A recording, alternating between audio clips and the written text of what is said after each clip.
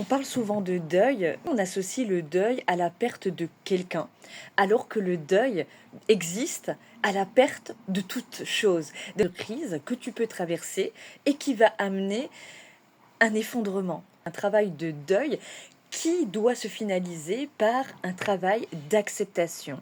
Alors voici les 5 étapes. Le premier, eh bien c'est le déni. Nier la situation, de se dire mais non, c'est peut-être pas si grave, de faire semblant d'aller bien, de ne pas avouer le problème, de ne pas avouer qu'on est en difficulté, ou cette notion aussi de minimiser les faits. En deux, on va voir la phase de colère. C'est toute la révolte, toutes les questions qu'on se pose, mais pourquoi moi? Pourquoi ça me tombe toujours dessus? Et puis on va chercher des responsables extérieurs pour pouvoir justement évacuer ce problème de déni. Donc la colère se passe de différentes façons.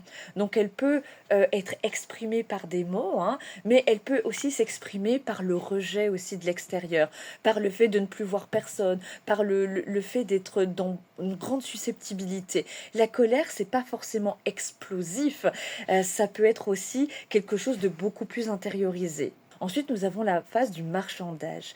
Ok, il y a le problème, mais on va essayer de filouter un petit peu certaines choses. On va essayer de négocier, voir si on peut revenir un peu en arrière pour changer le passé, se refaire les schémas, amener à cette compréhension de la situation. Elle peut être très courte, mais elle peut être aussi très très longue.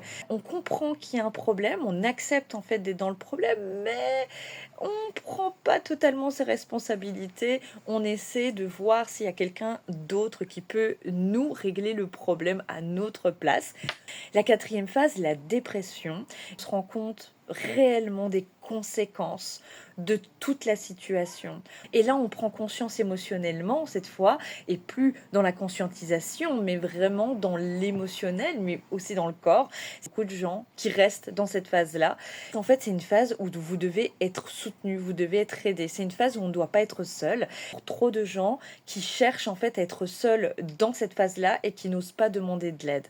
Elle peut faire perdurer la perte, elle peut aussi vous entraîner beaucoup plus bas que ce que vous auriez pu limiter. Bien sûr, la cinquième phase, celle qu'on attend, c'est l'acceptation. C'est un peu l'objectif du deuil, où on a conscientisé au niveau mental, on a conscientisé au niveau donc de l'émotionnel, mais aussi du corps.